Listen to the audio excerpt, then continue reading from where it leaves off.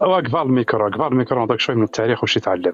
شوف، تقسيم الأراضي هو باتفاقية بين موريتانيا والمملكة المغربية يوم 16 أبريل 1976 في الرباط، في مدينة الرباط، وموقعها الملك الحسن الثاني والرئيس اسمعني خويا، اسمعني. موقعها الحسن الثاني وموقعها المختار ولد داداه، وتحت التوقيع وقع الوزير الموريتاني الخارجية حمدي والمكناس، والوزير المغربي أحمد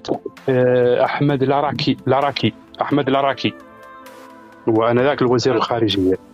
وهذه اتفاقية مسجلة في الأمم المتحدة. أفهم يا رجل، كان مع أناس نعرف التاريخ ونعرف نقول الملفات، والملف عندي هذا الملف مسجلة تسجيلها عند الأمم المتحدة يوم 9 فبراير 1977 وسجلت الأمم المتحدة. يا إخوان انتم تتكلموا مع مدة احنا تاريخنا عنده، وأنا سألتك هاي اتفاقية مسجلة في المملكة المغربية، ماذا تقول هذه الاتفاقية؟ الملك الحسن الثاني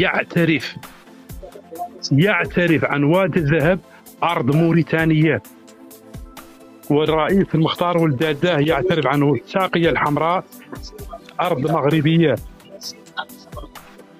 وهذه مسجلة في الأمم المتحدة. فيكم واحد عنده صوت. الموريتاني هو اللي عنده وقيلة الصوت. ديما موريتانيا أكبر الميكرو عندك والله. إذا سمعت خويا من فضلك. الكبير راك داير الكونت تاعك بريفي، ما جماعة يديروا لك ابوني. ديروا ابوني، نردها لهم. هيا ديروا جماعة للكبير، ديروا له ابوني دوك يردها لكم. جماعة اللي راكم هنايا ديروا للكبير ابوني. الله يخليك. هبطوا لي 3 كونتات اليوم، 3. الله المستعان. صح. لابس سنيات. صح. واخويا اسمع، هذه الاتفاقية مسجلة في الأمم المتحدة برقم 102 حسب القانون الارتيكل 202 في الأمم المتحدة، ورقم الملف هو 15/406.